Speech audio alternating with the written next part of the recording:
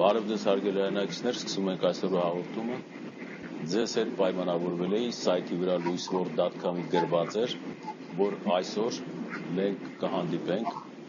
Արմեն Դավթյանի հետ եւ այդ կապակցությամբ մեկ օր առաջ դրված էր շումերական գաղափարագրերը հայերեն են։ Այսպիսի վերնագրով հաղորդում, որը Արթուր Արմինի նախաձեռնությամբ սրանից 3 տարի առաջ Լոս Անջելեսում կազմակերպել էր դասախոսությունը եւ Արմեն Դավթյանը այստեղ էր։ Ինչպես տեսնում եք, այդ ձայնագրությունը կամ սրահի մեջ, որը նկարահանված է, այդքան էլ լավ չի երևում, որովհետև սրահի ժողովուրդը տեսնում են, բայց նկարահանումը այդքան էլ լավը չի, որակով կամ այդպես էր ստացվում։ Այդ կապակցությամբ կապված շումերների եւ հայերի հետ ազգակցական կապերը կամ նույնությունները այսօր արդիական են, որովհետև քաղաքականությունը, հայկական իրականությունը մոտենում է նման հարցերին, պատմության հարցերին, թե ով ենք մենք, որտեղից ենք գալիս, ովքեր են մեր հետ առնչված տարածքաշրջանը։ Այսօրվա հաղորդումը հենց նվիրված է դրան։ Շումերները եւ հայերը, շումերագետ Արմեն Դավթյանը մեզ հետ է, այսօր Լոս Անջելես Երևան կամուրջը, որը գիտեք, որ գործում է, եւ կամուրջի վրա Երևանում գտնվում է Արմեն Դավթյանը, որին հենց հիմա դուք տեսաք միացավ գծին։ Արմեն, դու գծի վրա ես արդեն, եւ Արթուր Արմինը, որը որ Արմեն Դավթյանի հետ միշտ կապերի մեջ է եղել, այդ կապակցությամբ կազմակերպել է մի շարք միջոցառումներ։ Խոսքը տանք միանգամից Արմեն Դավթյանին, թող ծանոթանա մեր լույս աշխարհ կամրջի հեռուստադիտողներին, աշխարհի տարբեր ծայրերում այս հաղորդմանը սպասող հայերին եւ նրանց տա գիտություն այս կապակցությամբ ինչ որ ես ասեցի։ Բարև ձեզ, Բարև ձեզ, ինձ համար հաճելի առիթ է հանդիպել ձեզ, հանդիպել իմ հայրենակիցներին եւ խոսել մի թեմայի շուրջ, որ շատ հոգեհարազատ է ինձ, բայց կարծում եմ, որ միայն ինձ չպիտի հոգեհարազատ լինի այսուհետև, որովհետև խնդիրը անձնական հոբիին չի վերաբերում, թե ով ինչով է հետաքրքրվում, խոսքը շատ ավելի լուրջ խորը խնդրի մասին է մեր պատմաբանության, մեր պատմության, մեր մշակույթի եւ այս առումով շումերագիտությունը բացառիկ գիտություն է ոչ միայն աշխարհի համար, իհարկե աշխարհի համար, բայց մասնավորապես եւ հատկապես մեզ հայերիս համար։ Որ շումերները իբրև առաջին մեծ հզոր քաղաքակրթություն եղել են եւ մեծ ազդեցություն ունեցել տարածաշրջանի վրա եւ ամբողջ աշխարհի հետագա պատմության վրա փաստ է։ Բայց նրանց քաղաքակրթությունը, նրանց մշակույթը չի դիտված հայկականի հետ զուգահեռ, իբրև հայկականի նախորդ։ Ինչու չի դիտված։ Սա շատ կարևոր փաստ է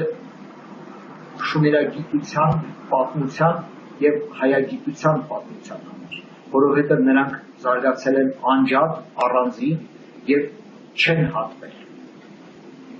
Սրա պատճառն այն է, որ շումերագիտության արշալույսի կար տեսակետ եւ համոզմունք, դա այն ժամանակվա գիտական ճշմարտություն է, որ հնդեվրոպական նախալեզու, մայրլեզու դեռ չի տրողվել, դեռ չի բաժանվել առանձին լեզուներ։ Այսինքն, եթե չկան հնդեվրոպական առանձին լեզուներ, դեռ չկան հայերեն, ռուսերեն, անգլերեն, ֆրանսերեն, գերմաներեն։ Բնականաբար մենք չենք կարող այդ լեզուներից որևէ մեկը համեմատել շումերերենի հետ։ Ավելին, կար ոչ միայն ժամանակագրական արգելք համեմատելու, այլև կար աշխարհագրական արգելք, կար համոզմունք եւ իդեպ այդ համոզմանն էին հայագիտության մեծերը, որոնք Աճարյան, Աբեղյան, Ադրոս, որոնք իրենց երիտասարդ տարիներին սովորում էին Եվրոպայում, կար այն ժամանակվա գիտական ճշմարտությունը, որ հնդեվրոպական մայր լեզվով խոսող հնդեվրոպացիների ապրել են, այսինքն նրանց նախահայրենիքը եղել է Բալկաններում եւ նրա շրջակայքում, այսինքն Բալկաններից մինչև Տիգրիսի եւ Եփրատի միջագետքը բավական հեռու է, այսինքն աշխարհագրականորեն մենք ունենք բացարձակապես հեռու գտնվող մի տարածք եւ այդ տարածքում ապրող մի ժողովուրդ, որը հետագայում պիտի տրոհվի եւ տա առանձին լեզուներ։ Բնականաբար այսպիսի գիտական,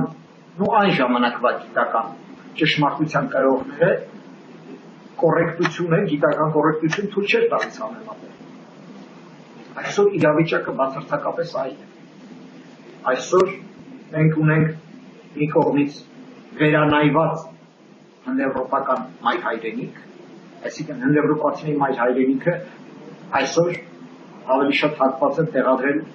պատմական Հայաստանի տարածքում, այսինքն Տիգրիսի եւ Եփրատի վերին հոսանքում, իսկ շումերը գտնվում էր Տիգրիսի եւ Եփրատի հարավային հատվածում։ Այսինքն աշխարհագրականորեն ոչ միայն մոտ է, այլև անխուսափելի էր Եփրատով գետի հոսանքին վար իջնել։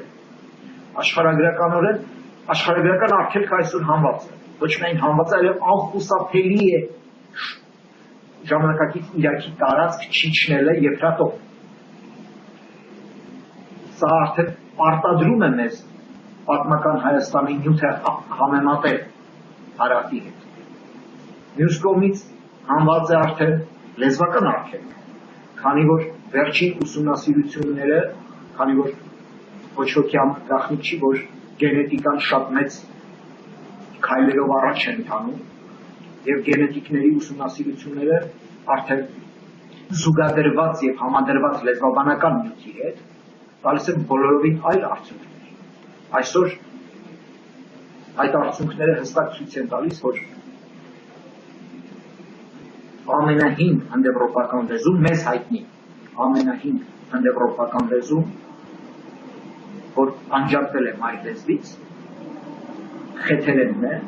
որը հնդեվրոպական լեզու է, մեր ցեղակից լեզու է, բայց մեռած լեզու է, ինչպես գիտեք, խեթերեն, արդեն առաջին 1100 թվականից առաջ արդեն խեթերեն խոսք չկա։ Եվ հայերենն ու հունարենն հաջորդ ամենատարեց լեզուները, հունական մի քանի լեզուներ եւ հայերենը ինքնուրույն առանձին ճյուղ։ Դա հաշվում է մոտավորապես 8000 տարի։ 8000 տարեկան է հայոց լեզուն առնվազն ըստ գենետիկների եւ լեզվաբանների համատեղ ուսումնասիրության։ Եթե շումերական գաղափարագրերը, առաջին գրված տեքստերը շումերական գաղափարագրերով 4-5000 տարեկան է, իսկ հայերենը 8000 տարեկան է առնվազն, սա նշանակում է, որ 3-4 տարվա ինքնուրույն ճանապարհ էր անցել արդեն հայոց լեզուն, երբ որ ստեղծվեցին շումերական գաղափարագրերը։ Կրկնում եմ, եթե առաջ ասում էին հայոց լեզու դեռ գոյություն չունի, ինչ է համեմատենք շումերերի հետ, այսօր հակառակն է, շումերական գաղափարագրերի ժամանակ հայոց լեզուն արդեն 3-4 տարվա պատմություն անցած ինքնուրույն լեզու էր։ Սա արդեն նշանակում է, որ մենք ոչ միայն կարող ենք, այլև պարտավոր ենք համեմատել, փորձելու գտնել ընդհանրություններ եւ տարբերություններ, եթե կան ընդհանրություններ կամ տարբերություններ։ Այսինքն ժամանակագրական արգելքի հանվելու եւ աշխարհագրական արգելքը հանվելուց հետո գալիս են մյուս չափանիշներ, պարամետրեր։ Դրանք են ինչ մարդաբանական տիպի են շումերները։ Դրանք ոչ ոքի համար գաղտնիք չի, դա այն գլխից էլ բոլորին հայտնի է, որտեղ գերեզմաններ են տեղված, հիմնականում դրանք արմենոիդներ են։ Այսինքն ռասայով էլ չկա որևէ տարբերություն, չկա ռասայով տարբերություն, չկա աշխարհագրական տարբերություն, անմիջական հարևաններ են պատմական Հայաստանի հետ, եւ չկա լեզվական որևէ արգելք այսպիսով։ Ես մի օրինակ ասեմ, երբ որ ես սովորում էի համալսարանի բանասիրական ֆակուլտետում, շատ հեղինակավոր աշխարհարչակ գիտնական Գևորգ Ջավուկյանը, ակադեմիկոս, մեզ ասում էր այն ժամանակվա ճշմարտությունը 80-ական թվերի, անցյալ դարի 80-ական թվերի, որ 3000-ից 3500 տարեկան հայոց լեզու։ Բայց ինքը առանձին մեր հետ զրուցելիս իր ուսանողի հետ ասում էր, որ ես կասկածներ ունեմ, որ մինչև 4000, որովհետև ինքը ուներ այլ փաստարկներ։ Ինքը տեսնում է, որ այնտեղ ուրիշ բաներ կան։ Ինչ եմ ուզում ասել, որ ընդամենը 30 տարի առաջ դեռ ընդամենը 30 տարի առաջ մենք գործ ունեինք մի վիճակի հետ, երբ որ հայոց լեզվի տարիքը կտրուկ թերագնահատված է։ Եվ ես ուրախ եմ, որ վերջին այս ուսումնասիրությունները կատարել են ոչ թե հայերը, որոնք բնականաբար պիտի մեղադրվեին ազգային սնապահարության, առասիլության եւ չգիտեմ ինչ արտագիտական մեղքերի մեջ, հայերը չեն արել այդ բոլոր ուսումնասիրությունները։ Դա արել բացարձակապես օտար օբյեկտիվ գիտնականներ, որոնք հայերի նկատմամբ որևէ բացասական կամ դրական բան չունեն։ Հիմա գանք բուն շումերների։ Այս ամբողջը ասացի ինչի համար, որ մենք այսօր ոչ միայն կարող ենք, այլև պարտավոր ենք վերանայել հայերի եւ շումերների առնչության խնդիրը։ Նրանք առնչվել են, թե չեն առնչվել։ Ընդհանուր են նրանց արմատները, թե ոչ։ Նույն ազգն են, թե ոչ։ Հարևան են, փոխադարձաբար միմյանցից փոխ են առևտրվել են, թե նույն արմատի ճյուղեր են։ Շումերը հետաքրքիր է եւ կայքակրիչ է նրանով, որ մենք այստեղ ունենք կտրուկ բարձր մի քաղաքակրթություն, որը աշխարհին տվել է դիցաբանություն, աշխարհին տվել է իրավունքի մասին պատկերացում, ավելի հինը մենք չունենք, գուցե եւ եղել, բայց մենք չունենք։ Երթվյալ ատենակալների դատարանը արդեն կա երկպալատ պարլամենտը արդեն կա շումերում։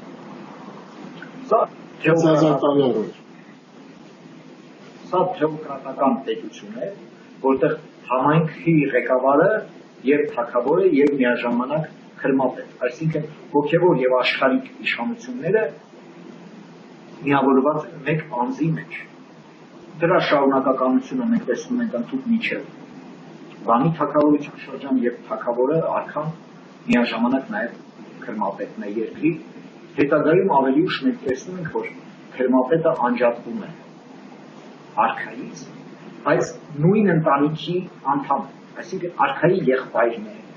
կամ օրենքները, նույն ընտանիքի մեջ է մնում։ Ուրեմն, ես ինչի ասեցի, որ շումերական բարձր քաղաքակրթություն կարգակցության քարե եղել շատ գիտնականների համար։ Իդեպ ես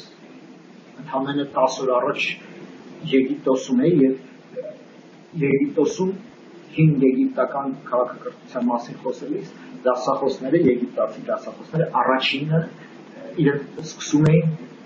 դասախոսությունը սկսում էին հեգնական մի արտահայտությամբ, որ բուրգերը այլմոլորակայինները չեն սարքել, հարգելիներս։ Ուրեմն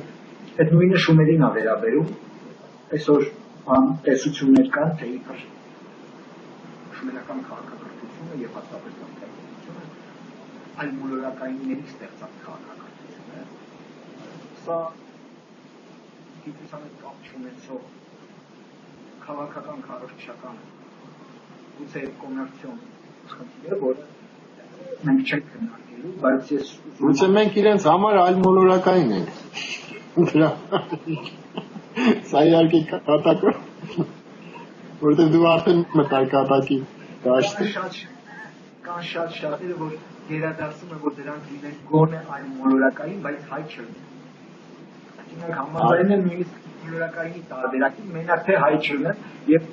հանդեպոպատի չեն ընդհանրապես, բայց հատկապես հայ չեն։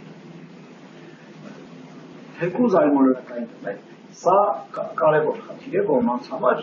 մեզ համար, ինձ համար որևէ կարևորություն չունի, բայց ես զգուշացնում եմ, որովհետև եւ ինտերնետում եւ այսպես կոչված գիտահանրամատչելի գրականության մեջ շատ կա այդպիսի նյութ։ Գիտեք, գիտահանրամատչելի կոչվածը շատ վտանգավոր բան է, անունը դնում են գիտահանրամատչելի, այսինքն չի պահանջվում ակադեմիական ճշգրտություն։ Եվ այստեղ անցկացնում են ինչ ուզում։ Անունը մի կողմից իբր թե գիտական է, բայց մյուս կողմից մենք գործում ենք քարոզչության։ քանի որ խոսքը գնաց քարոզչության մասին, մի բան զգուշացնել, որ ուրեմն թուրքական սայթեր կան, մեծ շքեղ սարքած, երևում է լավ թանկ է, թուրքական լեզուների և շումերերեն բառերի հանությունների հետ կապված, այս էլ ավելի շատ այսպես քաղաքական, քարոզչական գործողություններ են, որոնց նպատակը պարզ է, ինչ եմ ուզում ասել, որ աշխարհում բոլորը շատ կուզենային առնչվել շումերների հետ, լինել նրանց, եթե ոչ ժառանգորդը, ապա գոնե առնչակից լինել, հաղորդակից լինել նրանց հետ, որովհետև դա բոլորի համար էլ պատիվ է համարվում։ Հիմա անցնենք բուն նյութի։ Ազգի չափանիշը լեզուն է, հատկապես հին շրջանում ազգի չափանիշը լեզու։ Այո, արմենոիդ գանգերով կան այլ ազգեր, որոնք խոսել են առաջիններով, ոչ հայերեն։ Դրանք այլ ազգեր են, այսինքն ռասայով նույնն է, ազգով տարբեր։ Բայց հայոց լեզվով խոսող մարդիկ, սրանք հայերեն հաստատ։ Այսինքն մենք ունենք այս դեպքում հստակ չափանիշ, եւ այդ չափանիշը լեզու։ Իհարկե, մյուս չափանիշները չպետք է հակասեն։ Մենք արդեն ասացի, որ մյուս որևէ չափանիշ չի հակասում։ Մնաց լեզու։ Ուրեմն սկզբում լեզվի հարցը բարդ էր։ Ինչու էր բարդ, որովհետև շումերական գրի առանձնահատկությունն այն է, որ սկզբում մենք գործ ունենք նկարների։ Օրինակ, նկարված է ձուկ։ Ամեն ազգ այդ ձուկը հնչեցնում է իր լեզու։ Եթե անգլիացի լինեի, այդ ձուկը պիտի կարդայի ֆիշ։ Եթե հայ եմ, պիտի կարդամ ձուկ։ Այսինքն չգիտենք ինչպես են հնչել այդ բառերը։ Մենք գիտենք, որ թե ինչ է նկարված եւ ինչ է նշանակում այս գաղափարագիրը։ Գիտնականները գիտեն, բայց չգիտեին ինչպես է հնչել։ Արդյունքում ստացվում էր մի հետաքրքիր իրավիճակ, երբ որ նկարների իմաստները հասկանալով նույնիսկ հասկացվում էր տեքստը, տեքստի իմաստը եւ նույնիսկ թարգմանվում էր որոշ իմաստով տեքստի, բայց չգիտեին բառերը ինչպես են հնչել։ Արդյունքում, եթե չգիտես բառը ինչպես է հնչել, դու չես կարող դա համեմատել որևէ այլ լեզվի հետ եւ պատահական չի, որ մինչեւ այսօր նույնիսկ լեզվաընտանիքը հայտնաբերված չի շումերերեն, թե որ լեզվաընտանիքին է պատկանում։ Ուրեմն հետագայում հայտնաբերվեցին եւ սկսեցին հրապարակվել, մինչեւ այսօր շարունակաբար հրապարակվում են։ Իդեպ 10-12%-ն է հրատարակված ամբողջ շումերական շումերերեն տեքստերի։ Սա շատ փոքր թիվ է, փորձել հասկանալու համար, թե ինչ քաղաքակրթության եւ ինչ լեզվի հետ մենք գործ ունենք։ Բայց այդ փոքր թիվը արդեն այսօր մեզ լուրջ հնարավորություններ է տալիս համեմատություններ անելու, որովհետեւ մենք այսօր արդեն ունենք նաեւ տրանսկրիպցիաներ։ Ինչ է նշանակում տրանսկրիպցիա։ Օրինակ, եթե առաջ նկարված էր եզանք գլուխ, ցուլի գլուխ, բոլորը գիտեն, որ սա նշանակում է խոշոր եւ ջրավոր անասուն, տավար։ Կարստի ժամանակ գերմանացի հանճարեղ լեզվաբան Կարստը ժամանակ արդեն գիտեի դրա ընթերցումներից մեկը, որ գրված էր դապար, դիպար, դիպար, քանի որ ըն սեպագրի նաև կարելի է կարդալ ըն, այսինքն այնտեղ գրած էր տավար բառ, եւ Կարստը արդեն 20-ական թվականներին ասում է, որ սա հայերեն տավար բառն է, խոսքը շումերական այդ տավարի գլուխի նկարի մասին է, որի ընթերցումը մենք գիտենք։ Մենք գիտենք, բայց երբ որ նկարված է երկու ցուլի գլուխ առնված շրջանակի մեջ, բոլորի համար պարզ է, որ մենք գործ ունենք խոշոր երջերավոր անասունների հավաքականության հետ, այսինքն նախիդի հետ։ Իմաստը պարզ էր, բայց հայտնի չէր հնչողությունը, ինչպես է հնչել այդ բառը։ Այդ բառը 21-րդ դարում մի քանի տարի առաջ հրապարակվեց Պենսիլվանիայի կայքում, շումերագիտական կայքում, որտեղ արդեն կան տրանսկրիպցիաներ, այսինքն շումերներից հետո նույն տարածքում ապրող սեմալեզու ակատները ինչ են արել։ ստեղծել են բառարաններ, որպեսզի սովորեն սրբազան լեզու, շումերերեն, քանի որ շումերերեն շարունակում էր մնալ կրոնի և կրոնական արարողությունների լեզու։ Ճիշտ ինչպես այսօր մեր կրոնական արարողությունների լեզուն է գրաբարը։ Կենցաղում դա չի կիրառվում, բայց իբրև սրբազան լեզու պահպանվում է կրոնական արարողությունների ժամանակ։ Նրանք այսօր ինչպես մենք պիտի դասագրքով սովորենք գրաբար, նրանք այդպես դասագրքով սովորում էին շումերերեն։ Մեր տարբերությունն այն է, որ բառապաշարը գրաբարի հետ նույնն է, քերականությունն է տարբեր։ Իսկ իրանք պիտի սովորեին բոլորովին այլ լեզու։ Եվ այդ բոլորովին այլ լեզու սովորելիս շումերական գաղափարագրի կողքին գրվում էր իմաստը, թե բառը ինչ է նշանակում։ Այսօր էլ Երևանում անգլերենի բառարաններ այդպես գրված է անգլերեն բառը, դիմաց է հայերեն գրված է իմաստը, թե ինչ է նշանակում։ Եվ դրված է տրանսկրիպցիա։ Ինչ է հնչ բառը։ Ակադները իրենց վանկագրով գրել են ինչպես հնչեցնել շումերերեն բառը, եւ իմաստը եւ տրանսկրիպցիա։ Եվ պարզվեց, որ երկու ցոլի գլուխ շրջանակի մեջ առնված, այսինքն խոշոր երջերավորների հավաքականությունը տրանսկրիպցիայով գրված է նախիրու, այսինքն նախիր։ Այսինքն ինչքան ավելանում են մեր իմացությունները շումերերենի մասին, նրանց բառերի հնչողության մասին եւ բառերի իմաստների մասին, այնքան մենք ոչ միայն հնարավորություն ենք ունենում համեմատել հայերենի հետ, այլև մենք ակնհայտորեն, բացահայտորեն ճանաչում ենք հայերեն բառերը։ Այստեղ նույնիսկ լեզվաբան պետք չի լինել հասկանալու համար, որ նախիր է հայերեն նախիր բառ։ Բայց եթե ես ասեի օրինակ 10 տարի առաջ, որ այս գաղափարագրի թիկունքում պետք է հասկանալ հայերեն նախիր բառը, ինձ կասեին դու ինչ հիմք ունես։ Այսօր արդեն մենք ունենք այդ հիմքերը։ Մենք ունենք հարյուրավոր, հազարավոր բառերի տրանսկրիպցիաներ, թե ինչպես են այդ բառերը հնչում։ Եվ ահա այս տրանսկրիպցիաները արդեն հստակ, հիմնավոր, հուսալի կերպով կարող են համեմատվել հայերեն բառերի հետ։ Օրինակ, ես հիշում եմ մի դետալ պատմեմ, շումերերեն գրած էր 3 սեպանշան, շերտի, շերտի։ Դիմացը գրված էր անգլերեն մի բառ, որ իմաստը ես չգիտեի։ Ես բացեցի անգլերեն հայերեն բառարանը, դիմացը գրված էր հայերեն շերտ։ Այսինքն նույնիսկ ժամանակակից հային,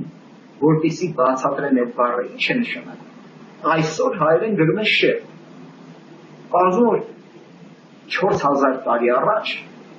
շումերերեն գրած այդ բառը շերտի, նույն բառը, այսինքն կան դեպքեր մենք գործ ունենք տառացի նույնությունների հետ եւ այդ դեպքերը հարյուրներով են հաշվում։ Զուգահեռի համար ասեմ, որ հայերենը եւ հունարենը, որ համարվում են մոտիկ ցեղակից լեզու հնդեվրոպական ընտանիքում, այդ հիմնավորումը վերվում է ընդամենը 72 բառի հիման վրա։ Իսկ շումերերենի հետ մենք ունենք հարյուրներով տառացի նույնություններ։ Բայց սա էլ չի չափանիշ, որտեղ կարող է նույնիսկ 1000 ընդհանուր բառ ունենալ, բայց դրանք նույն լեզու։ Այսինքն հարևան լեզուները կարող են միմյանցից փոխառնել հարյուրավոր եւ նույնիսկ հազարավոր բառեր։ Բայց այստեղ գալիս է հնչյունաբանությունը արդեն։ Կան յուրաքանչյուր լեզու ունի հնչյունաբանական իր կանոն։ Եվ այնպիսի առանձնահատկություն, որ հատուկ է միայն այդ լեզու։ Եվ այս դեպքում է, որ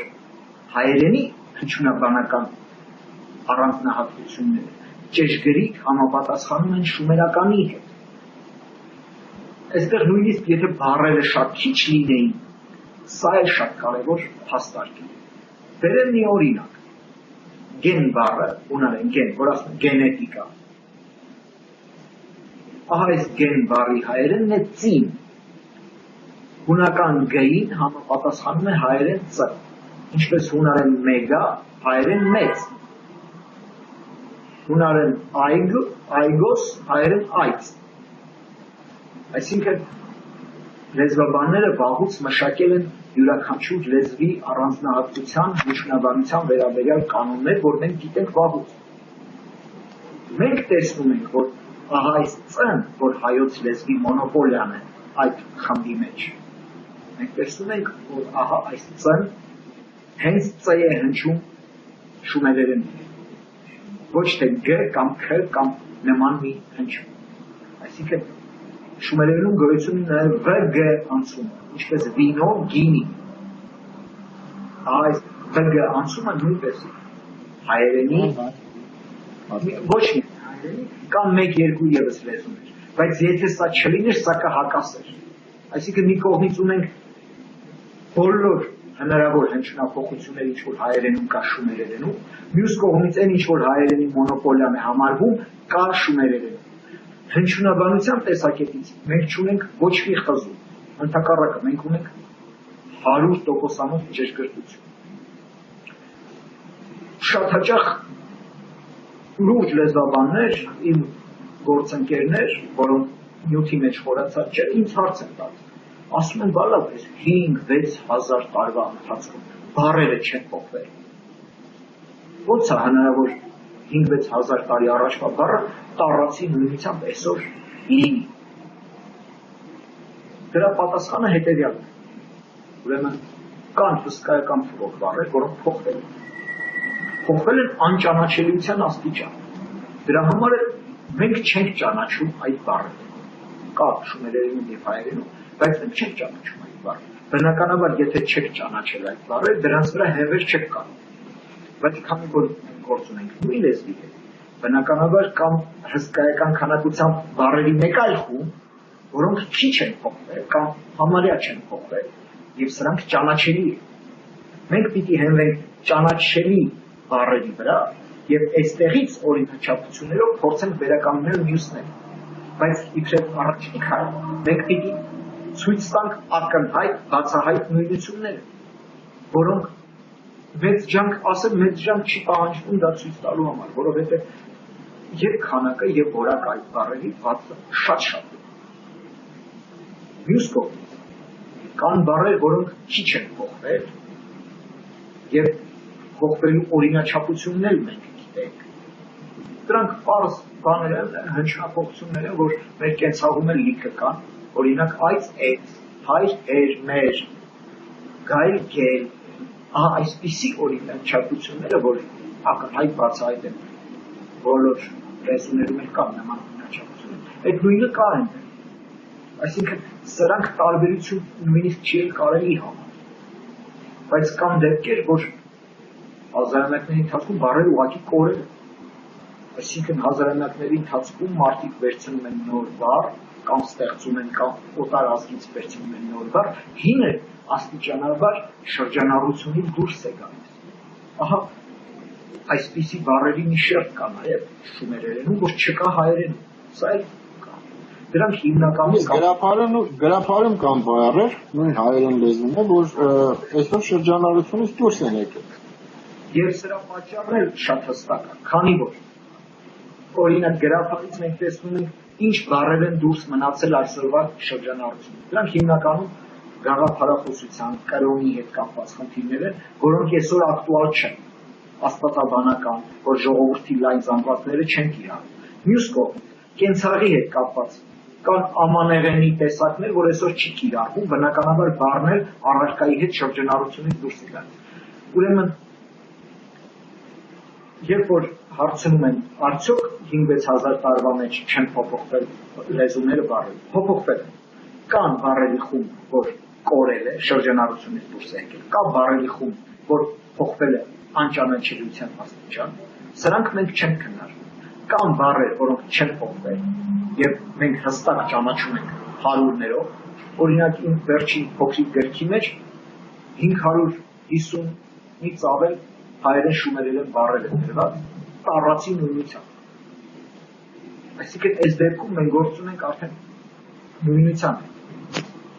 Բացի դրանից, կա նաև ոչ միայն քանակի խնդիր, այլև որակի խնդիր։ Առաջ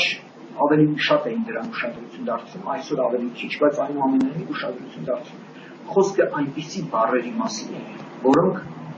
մի լեզվից մյուս լեզուն չեն անցնում, որպես կանոն։ Այսինքն որպես կանոն անցնում են քաղաքակրթական նվաճում հանդիսացող բառերը, որոնք մի ազգը վերցնում են մյուսին։ Օրինակ, եթե մի ազգը հողը բարև ցաներ չգիտի եւ մեկ ուրիշ ազգից է սովորում, բնականաբար նա հետը վերցնում է համապատասխան տերմինոլոգիա։ Ինչպես այսօր ասում ենք տելևիզոր, կոմպյուտեր եւ այլն։ Այսինքն օտար բառը գալիս է օտար երևույթի քաղաքակրթական կամ տեխնիկական նորամուծության հետ միասին։ Բայց կան բառեր, որ ազգը ինչքան էլ վայրենի լինի, այդ բառերը չի վերցնում օտարից։ Դրանք հատկապես վերանուններն են։ Օրինակ մենք բառը ոչ մի ազգ ուրիշ ազգից չի վերցնում։ Մարդը ինքը իրան ինչ որ ասում է մենք, հատկապես ցեղակ ազգ, նման բառերը հնարավոր չէ, որ ազգը չունենա այդ բառը ուրիշ ազգ։ Այսպիսի առանցքային սկզբունքային բառեր կան։ Շումերերում մենք բառը հնչում է մե։ Եթե հիշենք, որ գրափարում մենք բառը գրվում է մեկ, ավելանում է միայն գրափարի հոգնակի ք։ Այսինքն մենք գործ ունենք նույն արմատի հետ։ Հիմա գրափարում մենք բառը երկու ձևով է, եւ առանց նեյ, մեկ, եւ մենք, նեյով, ինչպես այսօր ենք ասում։ Այդ ինչ նեյ է, որ կա այսօր, կամ գրափարում։ Ահա այս նեյ բացատրությունն է նույնիսկ մենք տեսնում ենք շումերում, որովհետև շումերում հոգնակի թիվն է n, մեից հետո գալիս է n, ալվում է մեն, հետո նորից մի հատ գրափարում ք'ի ավելանում մենք, այսինքն մեն ձևը ինքը արդեն շումերերենի հոգնակին է, բուն արմատն է մեն, ինչ են ուզում ասել, որ առանցքային սկզբունքային վերանունների հարցում մենք չունենք տարբերություն, շումերերենում n նշանակում է n, այսինքն երրորդ դեպքի վերանունը նույնն է։ Երևանի բարբարով են խոսել նույնիսկ։ N, S, Մանյանի լեզու։ Սրանք կրկնում եմ բառերի այն շերտին են պատկանում, որոնք որևէ ազգ որպես կանոն ուրիշ ազգից չի վերցնում։ Դա եթե գութան լիներ, կասենք ուրիշ ազգից են վերցվել կամ չգիտեմ ձի։ Իդեպ ձի բառը շումերերենում հենց ձի։ Սա նշան, որ ամբողջ աշխարհում չկա ուրիշ ազգ, բացի հայերից ու շումերներից, որ ձիուն ասեն ձի։ Ավելի, երբ որ շումեր արատա գիտերքում մենք տեսնում ենք ապրանքափոխանակություն, մենք տեսնում ենք, որ շումերից արատա ապրանքը տանում են էշերով, կան ջորիներով, բայց հիմնականում էշերով։ Իսկ արատայից արդեն ձիերով է։ Այսինքն բուն Հայաստանի տարածքում ձին կիրառվում էր, այնտեղ չէր կիրառվում, բայց բառը կար։ Բնականաբար ձի չունեն, բայց բառը ունեն, ձին իրենցից հյուսիս է։ Մարդիկ ձի չունեն այդ բառը որտեղից ունեն։ Որտեղ այդ մարդիկ ձին տեսել են իրենց հայրենիքում, այն հայրենիքում, որի մասին իրենք հիմներ են երգում։ Շումերները փառաբանում են, գովում են իրենց այն հայրենիքը, որտեղից եկել են, կարոտում են։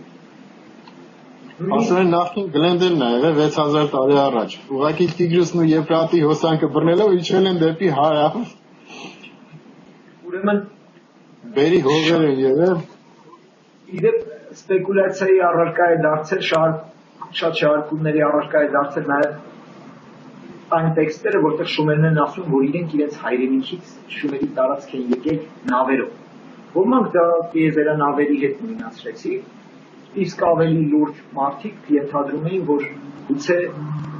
օկեանոսով են եկել։ Այսինքն Պարսից ծոցից հարավից է տեղի ունեցել շումերի բնակիչությունը։ Բայց խնդիրն այն է, որ այդ նավ կոչված տերմինը իրենք գրում են այծ բառով,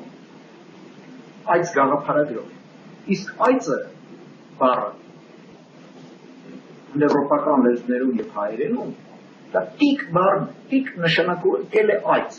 բայց միաժամանակ նշանակում է այծի տիկ, այծի կաշի, որի մեջ գին լցնում, ջուր էին լցնում, բայց նաեւ փչում է, մենք որ փոքր ենք ասում ենք կամեր, այդ կամերները փչում է եւ ահա այս տիկերը սարքում են տկալաստ ճուղերից, ուրեմն ճուղերից հարթակ են դսում, տակը դնում են փչած այցի տիկերը եւ ապրանքը հյուսիսից եփրատով իջեցնում են հարավ։ Սա պատմական շրջանում էր եւ հելենիստական շրջանում եւ ավելի ուշ ընդհանուր մինչեւ 15 թվականը գյուղացիները հարավից այդ տկալաստերով ապրանք էին իջացնում ներքև։ Ուրեմն տիգրիս բառը նշանակում է տիկերով, այդպես չի հետաքրքիր է, բայց խնդրեմ խոսքը եփրատով հարավ նավարկելու մասին, բայց կային տիկեր անհատական։ Մենք նույնիսկ հարթականդակներ ունենք, որտեղ ամեն զինվոր իր փորատակի մի հատ փչած տիկ է պահում եւ այսպես եւ իջնում է հարավ գետով։ Այսինքն նրանց նավերը եղել են տիկեր։ Դրա համար էլ այս գաղափարագրով է գրում, որտեղ տիկ բուն նշանակում է այս։ Այս տկալաստով օվկիանոսներ չես հաղթահարում։ Բայց շատ հանգիստ Հայաստանի տիկով եփրատի հոսանքն իվար իջնես ներքև։ Այսինքն նավով հայրենիքից գալը, որ այդ մարդիկ պահում են, ճիշտ է, բայց խոսքը որ նավի մասին է, խոսքը տիկերով, տկալաստերով հյուսիսից հարավ իջնելու մասին է, որ եթե նույնիսկ չուզենային այդ մարդիկ իջնել, մի հատ գերան ընկներ, այդ գերանը կամ տիկը հոսելու էր հարավ։ Այսինքն բնակեցումը եփրատի հոսանքն իվար անխուսափելի էր, ոչ թե ինչ-որ մեկը որոշել է էքսպեդիցիա կազմակերպել։ Չնայած հետո հետագայում արդեն երբ մենք գործում ենք զարգացած պետական քրմական համակարգերի հետ, նաև մենք տեսնում ենք էքսպեդիցիաներ կազմակերպած եւ ռազմական էքսպեդիցիաներ եւ գիտական եւ բիզնես էքսպեդիցիաներ ենք տեսնում արդեն։ Այսինքն նույնիսկ նավով գալու պարագան խոսում է հայկական լեռներից գալու մասին։ Եվ կա մի փաստարկ, որ վերաբերում էր, որ օգտագործվում էր իբրե փաստարկ օվկիանոսից գալու, քանի որ տաճարը Էրեդու կոչված քաղաքը, որ գտնվում էր հարավում, մենք պիտի հիշենք, որ ժամանակակից Բաղդադը մինչև ժամանակակից Բաղդադի սահմանը այն ժամանակ եղել է ջրի տակ, Պարսից ծոցը այդքան առաջ էր, հետագայում աստիճանաբար ծովը հետ է քաշվել մի քանի այլ պատճառներով, պատճառներից մեկը նաև Թիֆլիսի եւ Եփրատի դրանց տիղմեր, որ արևեր տիղմեր եւ լեցուներ։ Քանի որ հարավում էր Էրեդու քաղաքը եւ դա հնագույն տաճարներ եւ այնտեղ ձուկ էր զոհաբերվում ասում, ոմանք տեղից ենթադրեցին, դե եթե նավով են եկել, հնագույն տաճարը հարավում է եւ ոչ հյուսիսում, ուրեմն հարավից են բնակեցրել, Պարսից ծոցով են եկել ու բնակեցրել տարածքները, այն էլ ձուկ են զոհաբերում, ոչ թե հացահատիկ, ինչպես մենք տեսնում ենք մյուս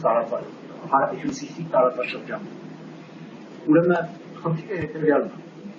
Նախ ձուկը պաշտամունքի առաջ կար նաև Հայաստանի լեռներում, Արագածի եւ Սևանի լեռներում հսկայական ձկնակետ վիշապաքարեր կան եւ հեչ պարտադիր չի, որ այդ ձուկը անպայման օվկիանոսի ձուկ լինի։ Այս մեկ, երկրորդ մենք պիտի չմոռանանք, որ խոսքը հայա Աստծո մասին է, հայ կամ հայա, այդ սեպանշանը կարելի է կարդալ եւ յա եւ ե, այդ պատճառով էլ երկրորդ սեպանշան։ Դա յուղ գաղափարագիրն է, կարելի է կարդալ եւ ե եւ յա։ Դրա համար էլ նույն իցանունը կարդում են եւ հայա եւ հայ։ Ահա այս Աստծո տաճարն է Էրեդու եւ այնտեղ ձուկ է զոհաբերվում։ Սա բոլորովին այլ դիցաբանական խնդիր է եւ որևէ կերպ չի կարելի, անհնար է սա օգտագործել օվկիանոսից գալու փաստարկ։ Ուրեմն սա հենց այն Աստվածն է, որ ըստ շումերների կավից ստեղծել է մարդուն, մանավանդ որ այդ Աստծո ուսերից բախում են Տիգրիսն ու Եփրատ կետերը, այսինքն ինքը հայ Աստվածը, եթե իր ուսերից բախում են Տիգրիսն ու Եփրատը, մենք շատ լավ գիտենք Տիգրիսի ու Եփրատի ակունքի տեղը, եւ ինքը աշխարհագրական կոդ է արդեն եւ ամենևին էլ կարիք չկա հեռու օվկիանոսներից բերել մեկին, որի ուսերի, որը ինքը Տիգրիսի եւ Եփրատի ակունքն է։ Ուրեմն սա դիցաբանական կողմի մասին ասել, ուրեմն բայց կա նաեւ մեկ այլ խնդիր, մշակույթի ժառանգորդության խնդիրը։ Ուրեմն ֆրանսիացի Արմեն ջան, միջև մշակույթին ասնելը դասախոսության ժամանակ Գլենդելում մի շատ կարևոր ուրեմն հիմնավորում էր դու տալիս ուղղակի հիշեցման կարգով ուզում եմ ասեմ օմոնիմների հետ կապված խնդիրը, որտեղ արդեն որևէ կասկած, որևէ արդեն բան չի թողում 2 անգամ 2-4 մաթեմատիկական սպանիչ հիմնավորումներից լծակներից մեկն է։ Միջև մշակույթին ասել եք լեզվականը գուցե բան անենք։ Լեզվի մասին մի քիչ ավելի լայն խոսենք, ուրեմն երբ որ ես ասացի, որ սկզբնական շրջանում բոլոր բառերի տրանսկրիպցիաները չէ, որ հայտնի էր։ Եվ երբ որ 20-ական, 30-ական թվականներին գիտնականները փնտրում էին լեզուն եւ հույս ունեին շատ արագ գտնել, մշակվեց մի պարզ սկզբունք, քանի որ համանունները որևէ լեզվու պատահական զուգադիպություն են, ամեն լեզու ունի իր համանունը, բայց տվյալ լեզվի համանունները ոչ մի կերպ չեն կարող պատահաբար զուգադիպել մեկ այլ լեզվի համանունների հետ։ Պարզ մի օրինակ ասեմ, որ ասածս ավելի հստակ է։ Օրինակ, հայերենում կա այր բառ, այր, որ նշանակում է քարայր, քարանձավ, բայց կա այր բառ, որ նշանակում է տղամարդ, այր, բայց մենք ունենք ևս մեկ բառ, այրել, այրել բառի արմատը, այր։ Հիմա ունենք 3 այր արմատ, մեկը նշանակում է տղամարդ, մեկը նշանակում է քարանձավ, մեկը նշանակում է վառը, այրը։ Այս 3 այր բառերը իրար հետ բացարձակապես կապ չունեն։ Պատահաբար հնչում են նույն ձևը։ Մենք ո՞նց ենք իմանում, որ իմաստի մասին է խոսքը նախադասության մեջ։ Մենք դա հասկանում ենք նախադասության կոնտեքստից։ Շումերներն էլ այդպես ունեն իրենց համանունները եւ նախադասության կոնտեքստից հասկանում են խոսքը բառերու մասին, տղամարդու մասին, թե քարանձավի մասին։ Ասորեն նրանց գրավոր լեզուն առաջի այդ գաղափարագրերը հենց այդ սկզբունքով ստեղծած գաղափարագրեր են եղել։ Հա? Պիտի գրեն։ Մենք էլ որ գրում ենք ուրիշ տառերով չենք գրում, գրում ենք այրը։ Նույն տառերով ենք գրում, բացարձակապես նույն կերպ ենք գրում, բայց նախադասության համատեքստից հասկանում ենք, որ ուրիշ իմաստ է։ Իրենք էլ նույն գաղափարագրով են գրում, բայց նախադասության համատեքստից հասկանում են ուրիշ իմաստ։ Ահա, եթե այս բառերը, օրինակ, ցանկացած լեզվով եթե մենք թարգմանենք, օրինակ ասենք այր մուշինա, իշերա, քարանձավ եւ ժեջ բառ։ Այս 3 բառերը ռուսերեն նույն կերպ չեն հնչի։ Անգլերեն ասենք նույն կերպ չեն հնչի այս բառը։ Ուրեմն եթե մի հատ օմոնիմի օրինակ ասենք թե 4 թիվը 4 դա նշանակում է քեզ համար։ Ես դու փողոցում տեսա ռեկլամ։ Մեծ պաստառի վրա գրած էր 4, հետո դրած էր անգլերեն you տառ, որ պետք էր կարդալ for you։ Քեզ համար։ Այսինքն իրանք անգլերեն օմոնիմ է դա։ Իբրև համանուն հնչեցնելու բոլորովին ուրիշ բառ։ Հիմա, եթե մենք սա հնչեցնենք հայերեն, ոչ մի բառ 4U, ոչ մի իմաստ չի ունենա։ Նույնիսկ անգլերենի ամենամոտ ցեղակից գերմաներենով իմաստ չի ունենում, իսպաներենով էլ չի ունենում, այսինքն այնքան տիպիկ է օմոնիմը միայն մեկ լեզվի, չէ՞, այս իմաստով։ Դրա համար ճիշտ չեմ հասկանում։ Լեզվաբանները մշակեցի սկզբունք, որ եթե շումերերենի համանունները մենք գտնենք որևէ այլ լեզվում, ուրեմն դա նույն լեզուն։ Անհնար է, որ անգլերեն for you հնչեցվի մեկ այլ լեզվով նույն իմաստը ստանի։ Անհնար է հայերեն այր, տղամարդ այր քարանձավ ուրիշ լեզվով հնչեցնես իմաստ նույն իմաստը ստանի։ Եվ հստակ դրվեց բան, որ այն լեզուն, որտեղ կհայտնաբերվեն շումերերենի համանունները, դրանք կծառայեն իբրև ապացուցողական արժեք, որ սա ապացույց է, որ մենք գործ ունենք նույն լեզվի հետ։ Այսօր, երբ որ մենք ունենք հսկայական քանակությամբ արդեն տրանսկրիպցիաներ, օրինակ մենք ունենք բառը շումերերեն, այր նույն բառն, էրիկ, տղամարդ, երբ որ մենք ունենք այդ բառը եւ տղամարդ եւ առել իմաստներով, ահա այստեղ արդեն որ մենք գործ ունենք նույն լեզվի, այսինքն համանունների պատահական զուգադիպությունը քանի որ բացառվում է մեկ այլ լեզվում, ուրեմն սա ապացույց է, որ մենք գործ ունենք նույն լեզվի հետ։ Այսինքն շումերենում էլ ինչպես հայերենում այր եւ այրել, երել նույն բառը այնտեղ էլ է, այստեղ էլ է։ Այո, մենք գործ ունենք համանունների հսկայական շարքերի հետ, ոչ թե մեկ-երկու պատահական զուգադիպություն, մեկ-երկուսը էլի գուցե կարելի էր պատահականության վերագրել, բայց երբ որ մենք ունենք համանունների շարքեր շումերերենում, տասնյակ շարքեր, ամեն շարքի մեջ 6 հատ, 7 հատ, 10 հատ բառ, մյուս կողմից ունենք հայերեն շարքեր համանունների, այստեղ արդեն կասկած լինել չի կարող, որ խոսքը նույն լեզվի մասին։ Եթե սրան գումարենք, որ շումերերենի բառապաշարի, շումերերենի գրավոր տեքստերի 10%-ն են դեռ հրապարակված, եթե սրան գումարենք 5-6 հազար տարվա հեռավորություն են, ապա մեր ունեցած զուգադիպությունների, համընկնումների ծավալը արդեն օրինաչափություն է դուրս գալիս եւ ոչ թե զուգադիպություն։ Եթե մենք ունենենք 10 հատ, կարելի էր մտածել, բայց երբ որ մենք ունենք 100 բառ, 200 բառ, նույն համանունների շարքերում, օրինակ մուլ եւ մոլ բառերը մենակ բավական է, որովհետեւ հայերեն մուլ մլմլալ բառու արմատն է, արկայծ է, եւ մոլ, մոլ բառով մոլ, գրում են մոլորակ տերմին, որ նույն հայերեն մոլոր բառի արմատն է, մոլը, մոլորակը գրում են մոլոր, հենց աշխարհում չկա ուրիշ ազգ, որ պլանետա չասի, ամբողջ եվրոպական բոլոր լեզուները հունարենից ասում կամ լատիներենից ասում են պլանետա, մենակ հայերեն շումերեն մոլորակին ասում մոլոր, մոլորակ, այսինքն մենք այստեղ գործ ունենք ոչ միայն, բայց այդ նույն մոլ բառը նույն շումերերենում նշանակում է նաև տարածվող ճյուղ, բառարանում այդպես է գրած, ես չգիտեի դրա հայերեն, բացեցի Աճարանի բառարանը գրած է բնիկ հայերեն բառ, մոլ, արմատի կողքից տարածվող ճյուղ։ Այդ մոլախոտ էդ իմաստն էլ կա, չէ՞։ Էդ իմաստ ուզում եմ ասել, որ այս մի կողմից նույն մարդը գիտի ինչա մոլորվել է, մոլի, մոլերան, այս իմաստը, մյուս կողմից մոլորակ իմաստը, մյուս կողմից ծառի կողքից տարածվող ճյուղ, այսինքն աստղագետը, իրանց աստղագետը,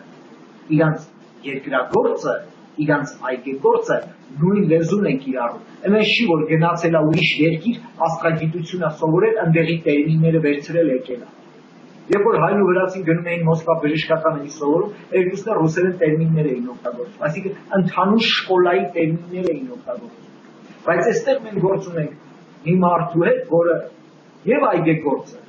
եւ հողագործը, եւ աստղագետը, այսինքն քուրմը, նույն լեզվի շրջանակներում կազմում իր տերմինոլոգիա, ինքը ուրիշի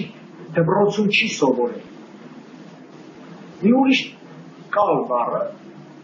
որ նշանակում է կալատեղ, որտեղ ցորեն են կալսում, շումերերենում նույն կալ, բայց կալ հայերենում նշանակում է բռնել, որ ասում է ձերբակալել, կալանք,